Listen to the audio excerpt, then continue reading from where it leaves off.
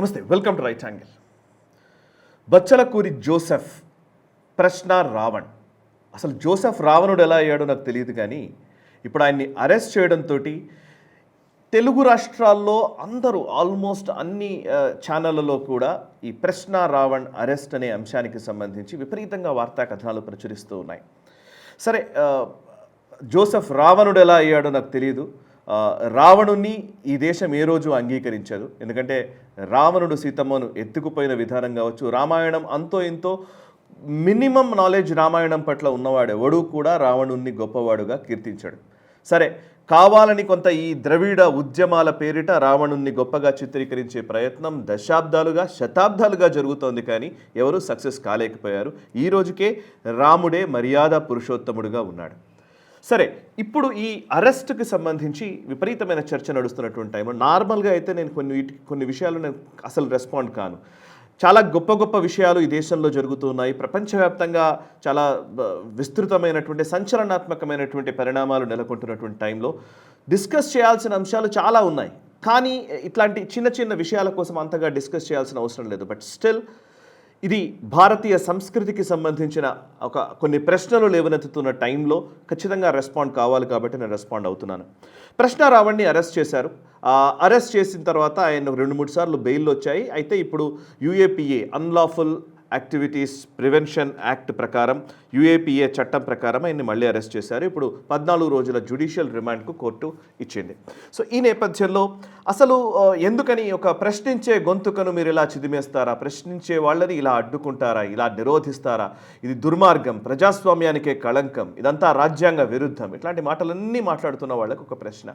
Basically ఇప్పుడు ఈ ప్రశ్న రావణ్ ప్రశ్నించడంలో తప్పు లేదు. ఎవరైనా ఏ అంశానైనా సరే ప్రశ్నించవచ్చు. కానీ ప్రశ్నించడం వేరు, దూషించడం వేరు, విమర్శించడం వేరు, దుర్భాషలాడడం వేరు. అన్పార్లమెంటరీ వర్డ్స్ యూజ్ చేస్తూ ఒక వ్యక్తిని టార్గెట్ చేసి దుర్భాషలాడినటువంటి విజువల్స్ మనకు చాలా స్పష్టంగా కనబడుతున్నాయి. అంతేకాదు, కొంతమంది మహిళా మనులపైన అదే పనిగా టార్గెట్ చేసి వాళ్ళని అవమానపరిచే విధంగా వ్యాఖ్యానించినటువంటి వీడియోలు ఇప్పుడు చలామణి అవుతున్నాయి. సరే, కొన్ని వీడియోలు మార్ఫ్ చేశారు, లేకపోతే ఇంకొకరితో ఏదో కొన్ని అశ్లీలమైనటువంటి విజువల్స్ ఏవో ఉన్నాయి అని అంటున్నారు. అది మార్ఫ్ చేశాను కొందమంటున్నారు. దాని గురించి నేను చర్చించాను. నాకు అసలు అవసరం కూడా లేదు. బట్ వ్యక్తిగతమైనటువంటి ఏవైనా ఉంటే అది అతనికి సంబంధించినటువంటి వ్యవహారం. కానీ పర్టికులర్లీ దేవుళ్ళని దూషిస్తూ మాట్లాడినటువంటి సందర్భాలు ఈ మధ్యకాలంలో కోకొల్లలు. గత దశాబ్ద కాలంగా తెలుగు ప్రసార మాధ్యమాల్లో అదే పనిగా రాముణ్ణి విమర్శించే వాళ్ళకి పెద్దపీట వేసినటువంటి సంఘటనలు ఇదే తెలుగు మీడియాలో కోకొల్లలు చాలా కనబడతాయి. పెద్ద నంబర్ 1 ఛానళ్ళము అండ్ అట్ ది సేమ్ మెరుగైన సమాజం కోసం పనిచేస్తున్నామని చెప్పుకున్నటువంటి ఛానళ్ళు కూడా ఇంతకుముందు విపరీతంగా చర్చలు పెట్టేవి.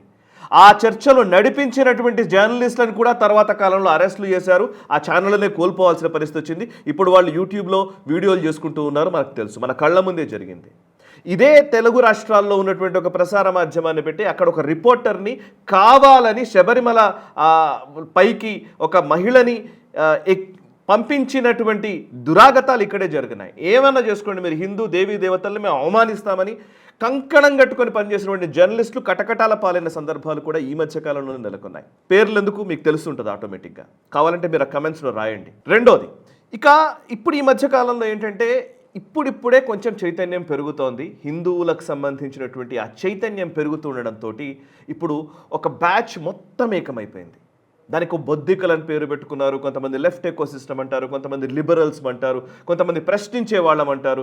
ఈ ప్రకాష్ రాజ్ మొదలుకొని అటు అరుంధతి రాయ్ వరకు, ఇటు రాణా అయూబ్, అటు ఈవెన్ మన తెలుగు రాష్ట్రాల్లోని కొంతమంది ఈ సో కాల్డ్ జర్నలిస్టులు అని అసలు ఆ పేర్లు కూడా తీసుకోదలుచుకోలేదు. సో వీళ్ళందరూ కలిసి ఏంటంటే హిందూ ద్వేషమే అజెండాగా పనిచేస్తూ ఉన్నారు. సనాతన ధర్మాన్ని ద్వేషించడమే పనిగా పెట్టుకొని పనిచేస్తున్నారు. ఇప్పుడు వాళ్ళ మీద చర్యలు తీసుకోవడంతో కడుపు నొప్పి మొదలైంది. ఇన్ని సంవత్సరాల నుంచి రామాయణ విషవృక్షం అని పుస్తకం రాసినప్పుడు ఎవ్వరికీ ఏ ప్రాబ్లము రాలేదు. అప్పుడంతా మత సామరస్యం ఉంది. ఈ దేశంలో ఒక సామాజిక వర్గాన్ని స్మగ్లర్లు అంటూ పుస్తకం రాసినా కూడా సమస్య లేదు, అంతా బాగుంది. కోమట్లను విమర్శిస్తూ రాసినప్పుడు కూడా అంతా బాగుంది, మత సామరస్యం ఉన్నట్టే.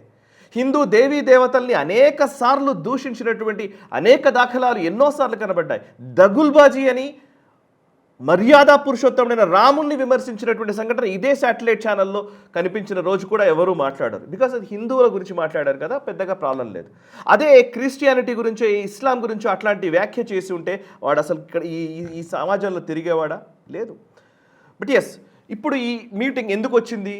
దళిత క్రైస్తవులకు రిజర్వేషన్లు ఇవ్వడం కుదరదు అనే చర్చ మొదలైన తర్వాత సుప్రీంకోర్టు దగ్గర నుంచి ఆల్మోస్ట్ కోర్టులన్నింటిలో కూడా ఈ అంశానికి సంబంధించి విస్తృతమైన చర్చ జరుగుతున్నటువంటి టైంలో దళితులు క్రైస్తవులుగా మతం మార్చుకుంటే వాళ్లకు దళిత రిజర్వేషన్లు, ఎస్సీ రిజర్వేషన్లు వర్తించకూడదు అనే డిమాండ్ మేరకు చర్చ జరుగుతున్నటువంటి టైంలో అది అమలు చేయకుండా ప్రభావితం చేయడం కోసం అని చెప్పి కొంతమంది సమావేశమయ్యారు. ఆ సమావేశంలో నిజంగా వాళ్ళు మాట్లాడాలనుకుంటే ఎస్, దళితులు క్రైస్తవులుగా మారిన తర్వాత కూడా రిజర్వేషన్లు ఎందుకు రావాలి అనే విషయానికి సంబంధించి రాజ్యాంగబద్ధంగా ఉన్నటువంటి అంశాల గురించి ప్రస్తావించవచ్చు, సామాజిక అంశాల గురించి ప్రస్తావించవచ్చు, రాజకీయ విషయాలను కూడా ప్రస్తావించవచ్చు. అంతేగాని ఆ వేదిక పైన నిలబడి ఒక పవన్ కళ్యాణ్ని, నారా లోకేష్ని, ఈవెన్ ఎవరు పడితే వాళ్ళని డైరెక్ట్గా ఇష్టం వచ్చినట్టుగా మాట్లాడినా కూడా అది మత స్వేచ్ఛ లేదా భావ ప్రకటన స్వేచ్ఛ అని అంటే ఎలా ఒప్పుకోగలగాలి? దీనికి ప్రకాష్ రాజ్ ప్రశ్నించే వాళ్ళను అరెస్ట్ చేస్తారంటారు. ప్రశ్నించే వాళ్ళని అరెస్ట్ చేయట్లేదు. ఇదే ప్రకాష్ రాజ్ చాలా సంవత్సరాలుగా ప్రశ్నిస్తూనే ఉన్నాడు, ప్రతి సందర్భంలో మాట్లాడుతూనే ఉన్నాడు. ఆయన ఎవరు అరెస్ట్ చేయలేదే? దూషించిన వాళ్ళని అరెస్ట్ చేస్తున్నారు. ప్రశ్న రావణ్ ఈ పర్టికులర్ వ్యక్తి దూషిస్తున్నాడు కాబట్టి ఆయన అరెస్ట్ చేశారు. ఈ చాలా క్లారిటీ ఉండాలి. జడా శ్రవణ్ కుమార్ ఆయన అరెస్ట్ చేయలేదే? దూషించిన వాళ్ళని అరెస్ట్ చేయడం అనేది, ఎవరైనా సరే అన్పార్లమెంటరీ భాష మాట్లాడినప్పుడు వాళ్ళని అరెస్ట్ చేయడం జరుగుతోంది. ఇది ఇప్పుడే కాదు, ఇంతకు ముందు కూడా జరిగాయి.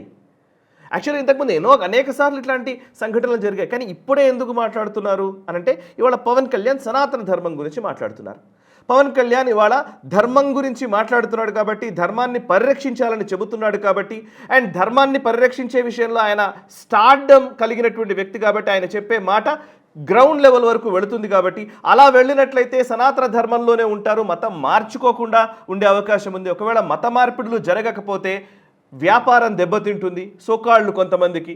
ఎందుకంటే విదేశాల నుంచి నిధులు వస్తూ ఉంటాయి. ఆ నిధులు వచ్చిన దాన్ని ఎందుకు వస్తాయి నిధులు? ఇక్కడ మతం మార్చడం కోసం అక్కడి నుంచి డబ్బులు పంపిస్తూ ఉంటారు. ఇక్కడ మతం మార్చడానికి వీల్లేని పరిస్థితులు ఇక్కడ కల్పించబడుతున్నాయి. ఎలాంటి పరిస్థితులు వస్తున్నాయి? ఇవాళ ప్రలోభాలకి గురి చేయకూడదు, మతం మార్చే FCRA నిబంధనలు కొత్తగా వచ్చాయి. ఫారిన్ కాంట్రిబ్యూషన్స్ రెగ్యులేషన్ యాక్ట్ ప్రకారం ఇప్పుడు కొత్తగా నోటిఫై చేసినటువంటి అంశాలు ఏంటి అని అంటే కనుక, ఎవరైనా సరే ఇంకో మతం పైన అట్రాసిటీ లిటరేచర్ ఏదైనా సరే ఒక పుస్తకాన్ని ప్రచురించినట్లయితే ఆ పుస్తకాన్ని మినిస్ట్రీ ఆఫ్ హోమ్ అఫైర్స్కి వాళ్ళు ఇవ్వాలి. వాళ్ళు స్క్రూటినీ చేస్తారు. ఒకవేళ ఆ పుస్తకం కనుక ఇంకొకరికి ఇబ్బంది కలిగించే విధంగా ఉంది అని అంటే కనుక దానికోసం వచ్చినటువంటి నిధుల్ని ఫ్రీజ్ చేస్తారు. ఇంతకుముందు అలా ఉండేది కాదు. ఇంతకుముందు అట్రాసిటీ లిటరేచర్ విపరీతంగా వచ్చేది, బయట నుంచి డబ్బులు వచ్చేవి, ఇక్కడ ప్రింట్ చేసేసి ఇష్టం వచ్చిన ప్రచారం చేసేవాళ్ళు. ఇప్పుడు దానికి అడ్డుకట్ట వేస్తున్నాడు హోంమంత్రి అమిత్ షా. నెంబర్ 2, ప్రలోభాలకు గురి చేసి మత మార్పిడి జరగడానికి వీల్లేదు అని FCRA నిబంధనలు చెప్తున్నాయి. సో ప్రలోభాలు జరగకూడదు, అట్ ది సేమ్ టైం బయట నుంచి వచ్చే విదేశీ నిధులకు లెక్క చెప్పాలి.